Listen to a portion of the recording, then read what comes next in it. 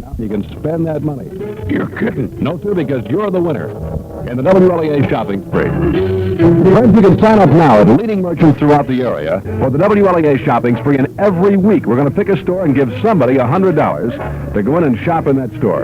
All you got to do is sign up and then keep listening, because you could be a winner in the WLEA shopping spree. And you can sign up for the shopping spree at Carpet Showcase in Plaza 21. People who can help you with your next wallpapering project. Also sign up at Size, Sure Save, and Arcport. If you're like most people we know, you'll enjoy shopping at Size. Our next drawing for a $100 shopping spree is coming Thursday morning.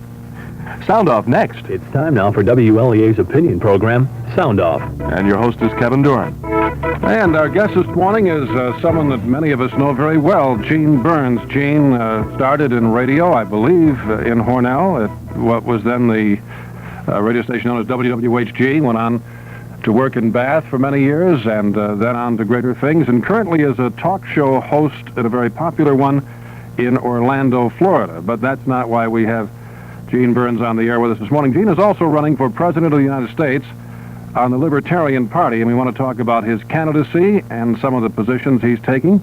But first of all, we'll welcome you back to your hometown. Well, I guess it isn't your hometown, is it, Gene, but you grew up here. Well, I grew up there. We graduated 25 years ago this year from Hornell High School on the occasion of my mother's 25th anniversary, so when we come back in June for the alumni banquet, it'll be her 50th anniversary and my 25th. Well, congratulations to both of you. And I know a lot of your friends have called the station, eager to hear you on the radio, and even more eager to see you when you come back in June. Let's talk about your candidacy for president. First of all, it occurs to me that if you do declare yourself a candidate for president, doesn't that automatically cost you your job? Well, it doesn't automatically. It causes a few problems. As you know, the Federal Communications Commission requirement is that equal time be given candidates for the same office. Well, at the moment, I am a candidate for the Libertarian Party presidential nomination. So if you construe the language, I think, narrowly, any other candidate for the Libertarian Party presidential nomination would have a claim on some equal time. There are no other candidates for the Libertarian Party presidential nomination, so we don't feel that's a problem. And even if there were, having a talk show in Orlando would only allow them to be speaking to the Libertarians of Florida as opposed to the Libertarians of the other 49 states, and they'd have to be around those states also, as I am on weekends, going to state conventions. So at the moment, it's not a problem. Now, the Libertarian Party nominates in August of this year, a year earlier than the major parties. So when and if I am the nominee of the party, then of course any other nominee for president would have a claim of equal time, but the major parties don't nominate until a year later. So there won't be another nominee for president unless there are some minor party candidates, so I don't feel that's a problem. So you say that there are no other candidates for the Libertarian nomination? That's correct. Well, does it look now as though you will be the candidate? I would say that that's a fair bet. I was in your neck of the woods this past weekend at the New York State Convention in Albany. I was down at the Pennsylvania State Convention in Harrisburg. I've been in Louisiana, New Jersey, Georgia, California, and we are sowing up considerable support. I think we have so much of a lead at the moment that it would be virtually insurmountable for any other candidate. So I think it's a fair bet that I will be the party's nominee in August in New York. Okay, now, Gene, we're going to take a break, and I'll be back, and we'll talk about that platform you're running on. But right now, we want to take this message. After many months of research, Nutrisun has developed the most complete high-energy formula on the market today. It's called Energize, and it's available now at Nature's Way. The key ingredient in Energize is octacosanol, the best ingredient ever derived from pure wheat germ. The Navy Underwater Swimmer School and the U.S. Marine Corps Underwater Demolition Team experimented with octacosanol, and each team found that octacosanol gave them more strength, energy, and endurance. Energize combines with octacosanol, bee pollen, and Zen. Just try Energize and see for yourself what it can do for you. Don't be surprised if you feel better, have more strength, and have more endurance. A month's supply costs only 30 cents a day. See Nature's Way on the overhead. Also, Radiance Nutri-Mega Vitamin is on sale. 120 capsules, only $13.99. We're back on Sound Off. Our guest this morning is Gene Burns, who is running for the Libertarian Party nomination for president. And from what he tells us, it appears very likely he will be the nominee of that party for president of the United States. And we'd like to talk a little bit, if we may, about the platform. I have one of your platforms in front of us. I'm sure it's a summary of your positions, and I'd like to ask you some questions on that, if I may. Sure. First of all, let's talk about foreign policy. It says here, and this is quoting from your campaign flyer, our current policy of stealing from hardworking Americans to send billions of dollars to distant places in support of oppressive governments which we would not willingly tolerate is grotesque. We must terminate our involvement in NATO, our involvement in the Pacific perimeter, and foreign aid. Such moves, incidentally, represent an annual savings of at least $180 billion. That sounds more like something we might hear from the Green Party in West Germany, Gene, than something we'd hear from the Libertarian Party in this country. It's a rather radical position, isn't it, pulling out of NATO? It is a radical position, and the Libertarians tend to be a radical party. Our basic foreign policy is very simple. We do not believe in intervention abroad in any way, shape, or form. We believe that our national defense should be aimed at our national security. We believe that our national security is defined as the protection of the lives, liberty, and property of the people contained within our national borders. We believe that we should defend our national borders with every technology available to us in a fashion which will allow us to maintain our freedom. We do not feel that it's our obligation to defend Europe. That is the obligation of the Europeans, nor is it our obligation to defend Japan. That is the obligation of the Japanese. Now, I think what most Americans need to realize is that every American citizen in this country pays $782 a year in the national defense, if you were to divide it up equally. Europeans spend $350, or roughly half that, and the Japanese, amazingly, spend $89, or roughly a seventh of that. And yet, we taxpayers provide the basic European defense and the basic Japanese defense. That's simply not fair. We think the Europeans and the Japanese ought to bear up under their own responsibility to defend their own continent.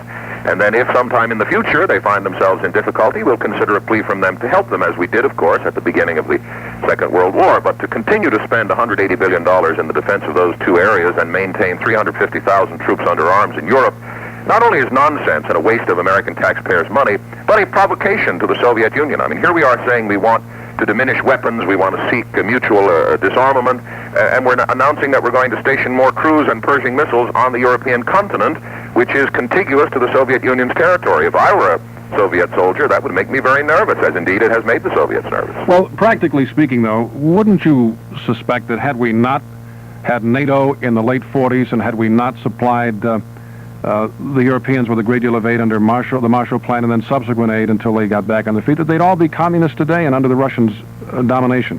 Well, it's a possibility. I don't think Russians are 12 feet tall. I think their average height is about 6 feet, maybe a little less. And I don't think they're as awesome as others do. And one of the things we desperately need to do is put the Soviet Union in perspective. We're talking about a country that is pinned down by mountain tribesmen in Afghanistan and taking terrible losses there. A country which has committed several divisions to the Mongolian frontier to defend against a perceived threat from China, and a country which is so terrified of a man who has no weapons, the Pope, that they would indulge in the Bulgarian connection to try to wipe him out, for fear that his Polish connections might trigger some kind of a revolt on their Eastern European flank. Now, that kind of a country, even though it may have sophisticated weapons, as I believe it does, is not the kind of a country that's going to roll over Europe. Back at the end of the Second World War, maybe the Soviet Union would have taken some more territory, but I believe the Soviet Union takes this territory contiguous to its borders because of its terrible experience in the Second World War. The Russians are paranoid about their national defense, and I think we might be too if we had lost 20 million citizens in the Second World War, which is the Russian war loss, 900,000 in one city siege at Leningrad alone, and had had our territory invaded by Hitler. So it doesn't surprise me that the Soviet Union wants to defend itself against that kind of an invasion, and I don't think the Soviet Union wants to roll up Europe, but I also think that if it might want to do that, I have some faith in the Europeans' ability to prevent it. What might have occurred at the end of the Second World War, I'm not sure, but I say to say this to that. Even if NATO were a good idea in its inception, there is no law that says the United States taxpayers must stand behind these treaties forever and ever once the job is done.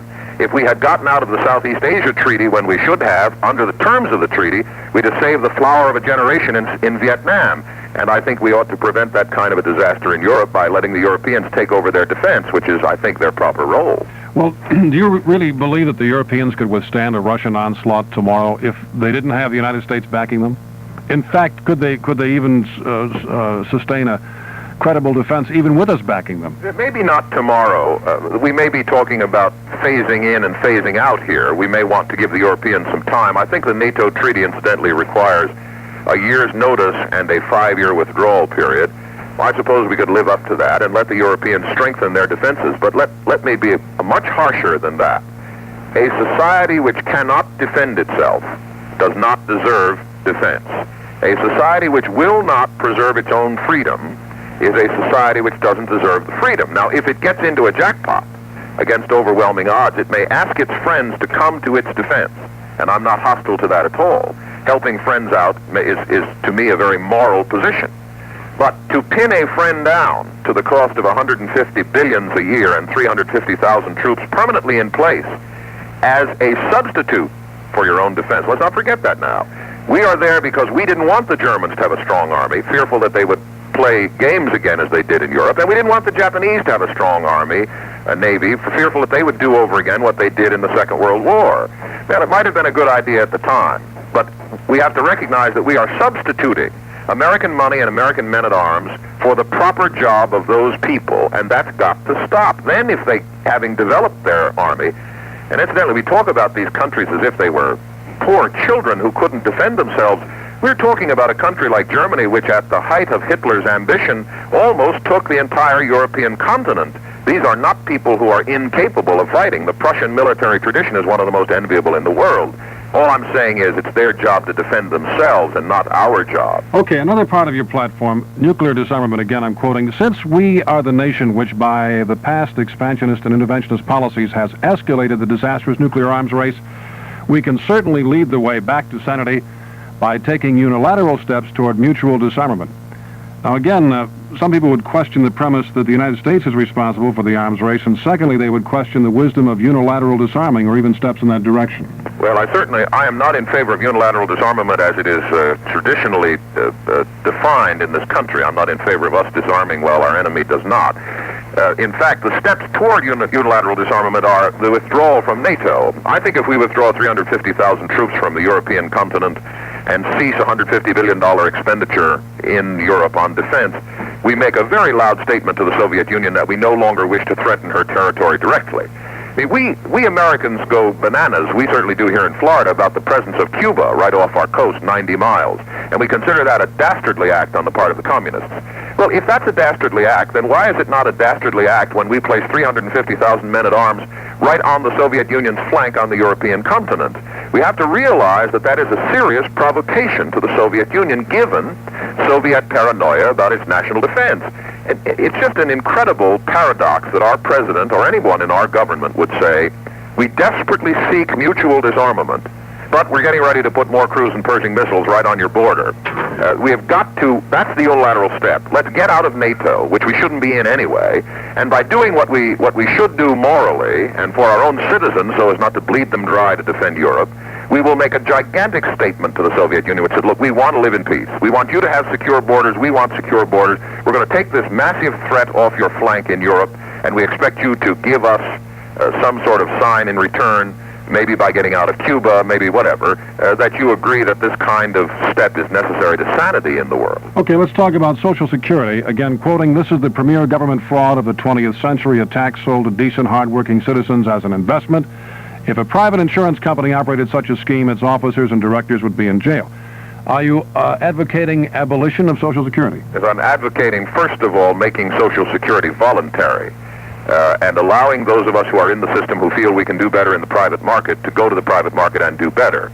If folks wish to stay in Social Security, and I can't imagine anyone who at that point would, but if they do, they should have the right to make that choice. People who say, but Gene, if you do that, of course, Social Security is finished, are correct, because I don't think people will stay in that kind of a system, and Social Security ought to be done with. It's not an annuity program. It's not an investment for retirement. It's a tax. Every dime which I pay into Social Security this year, every dime which you pay, every dime which our listeners pay, is paid out immediately to recipients. There's no money in your account. There's a record, of course, of what you have paid. And since Social Security is a political creature, which is to say that it could be abolished by the Congress at any time, you have no guarantee that what you've invested will ever come back to you. So what I say to the Social Security system is, look, you've stolen how many thousands of dollars from me over the years I can't calculate. Keep it. I don't want it. I don't want it back. I don't want any interest on it. Keep it. Just let me out. I'm 42 years old. Let me out. My company pension plan is much better than Social Security could ever be. My private annuity plan is better. Let me put the Social Security money, pay the maximum, you're talking of over $2,000, into the bank in a simple IRA when you came to retire you'd have a lot of money. Social Security never was an investment for retirement. It was a tax based upon a fraudulent assumption about demographics, which has been blown right out of the water. And it's going broke, even though it's been just fixed with a massive infusion of capital by the government's so-called rescue plan. It'll be going broke in another 5 or 6 years. Our time is up, Gene. I know you appreciate the problem of time since you work in radio. Thank you very much for being with us. Pleasure. Our guest this morning was Gene Burns, candidate for president on the Libertarian Party. Hello? Oh, say, honey, did you remember to take your pills today? No, I ran out yesterday. Yesterday? You shouldn't be running out like that. Oh, I forgot. I haven't got time to go to the drugstore. I'm too busy. I'll call Connor's Pharmacy. They'll deliver right to your office. Connors? Sure, they deliver all day and evening. But this isn't an emergency. Doesn't have to be an emergency. Connor's delivery service is a constant service. Connor's Pharmacy, they deliver right to your door. In fact, they'll pick up the prescription at the doctor's office and then bring the medicine to you. WLEA, Hornell, New York. From ABC News, I'm Joe Templeton. It's believed as many as 1.3 million voters may go to the polls today in Chicago to pick their next mayor. They'll make their choice between Democrat Harold Washington, who is black, and Republican Bernard Epton. More from ABC's Jerry King in Chicago. As one veteran columnist tells me, the campaign is over, but the memory lingers on. The campaign has been one of the most bitter, the most divisive ever seen here in Chicago. There have been charges of racism on both sides and gutter politics. Somehow, whoever wins today will have to placate the supporters of whomever loses. That's considered a difficult task, but the process may have already started last night. In a rare two-way discussion on ABC's WLS-TV here, both agreed on the need for cooperation. Washington invited Epton to breakfast tomorrow morning after it's all over, and Epton agreed to pay for it. Jerry King, ABC News, Chicago. It's clear there's a lot of interest in this race. Officials say absentee balloting has been running at twice the pace of Chicago's last mayoral election. If Washington wins, he would become Chicago's first black mayor. I'll have more after this. Budgets are tight these days, and nobody wants to spend more than they have to for car insurance. It's a good time to check with State Farm. Get together with a State Farm agent. Get a price from the auto insurer who's famous for low rates. And don't forget, that low price buys the great service your State Farm agent is famous for.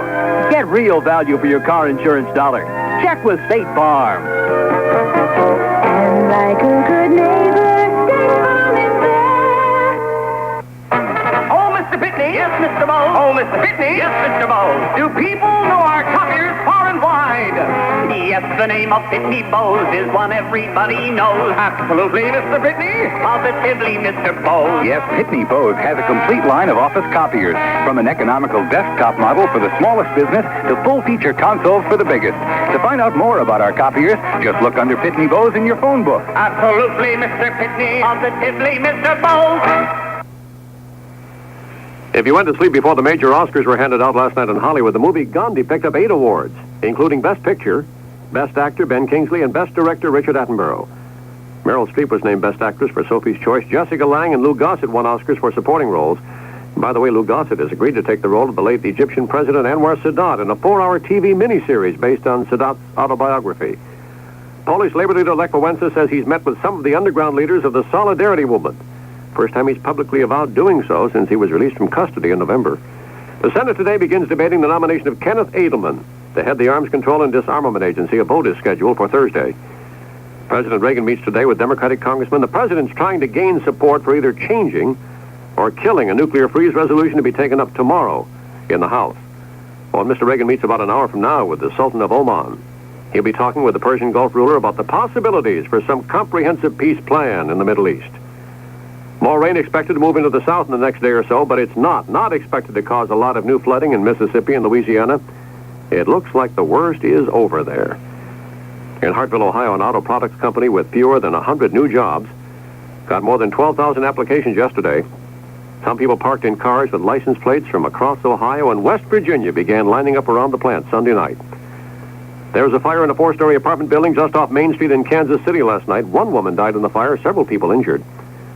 A Ralph Nader-backed health group wants the FDA to require warning notices on diet supplements, which contain large amounts of vitamin A.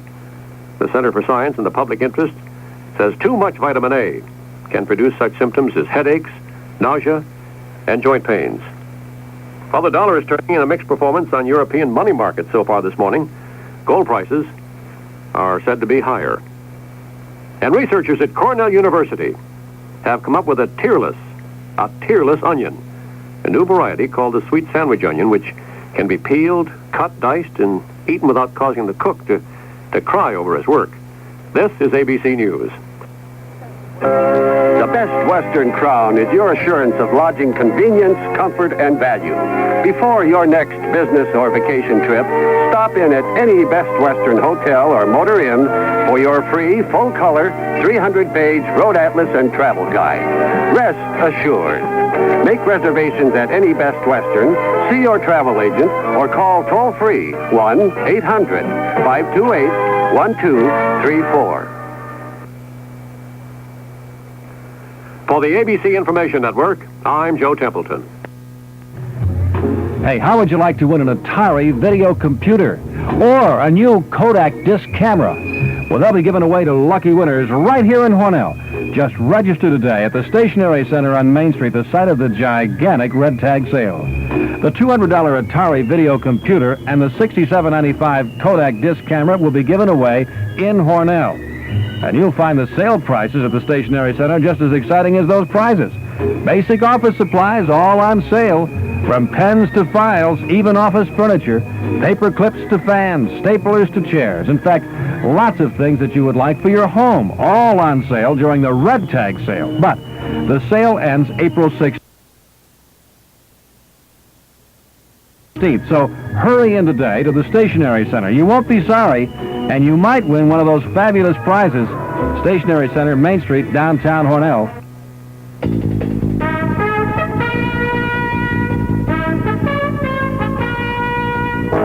It's 37 degrees, the weather outlook. Chance of showers today. I'm Joy Gilmore with the latest news from WLEA.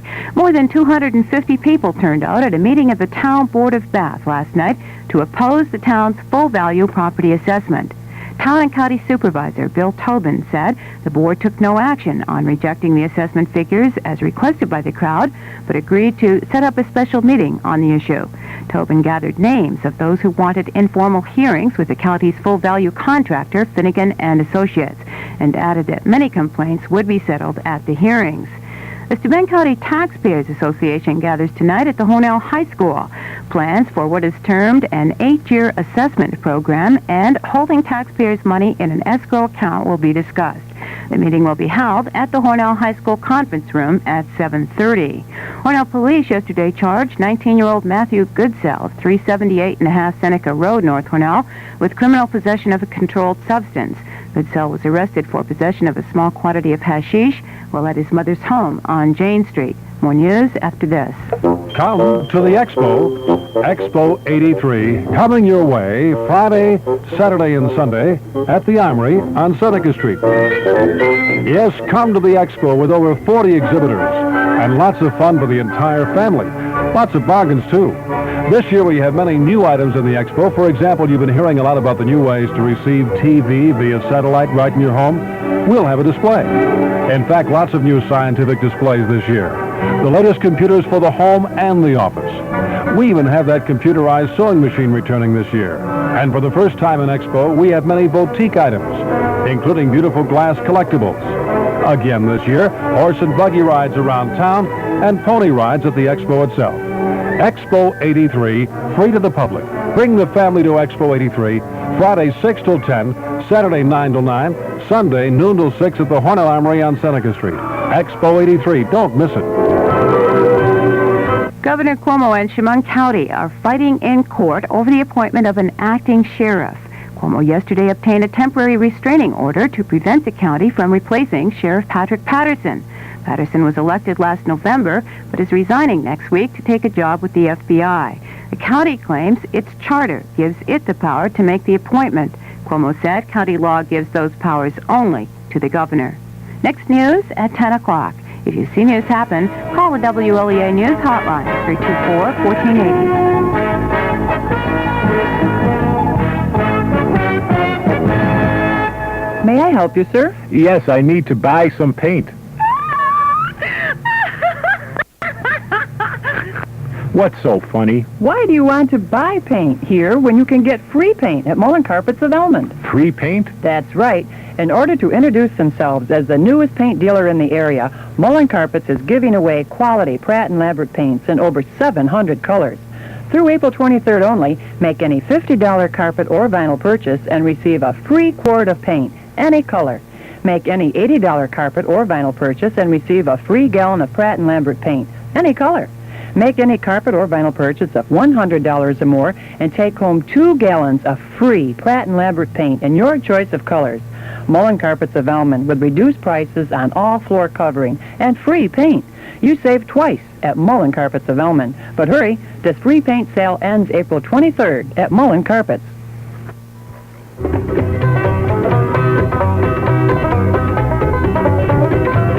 Good morning, I'm Beth Moore, and welcome to the Tuesday edition of our program. Overcast,